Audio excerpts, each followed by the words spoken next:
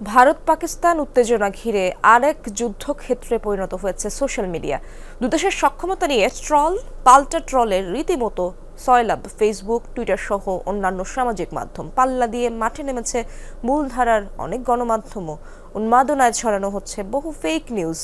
তবে পাল্টাপাল্টি কাদা ছোড়াছুড়ির মধ্য দিয়েও উঠে আসছে বহু সত্য ঘটনা।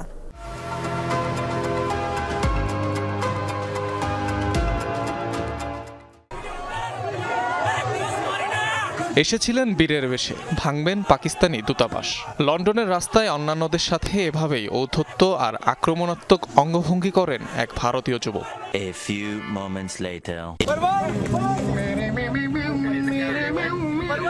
পরমুহূর্তেই পুলিশের হাতে আটক হন তিনি। পাকিস্তানের গণমাধ্যম সহ সোশ্যাল মিডিয়াগুলোতে দৃশ্যটি রীতিমতো ভাইরাল।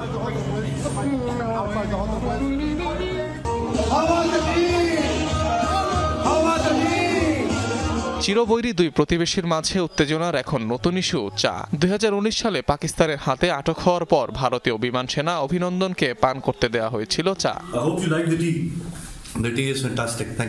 সেই চা নিয়ে প্রশংসা করেন অভিনন্দন। সেই পুরানো সাক্ষাৎকার নিয়ে নতুন করে ছড়িয়েছে উন্মাদনা। ভারতীয়দের বিক্ষোভকে কেন্দ্র করে যার মজা নিতে ভোলেননি স্বয়ং দূতাবাস কর্মকর্তারাও।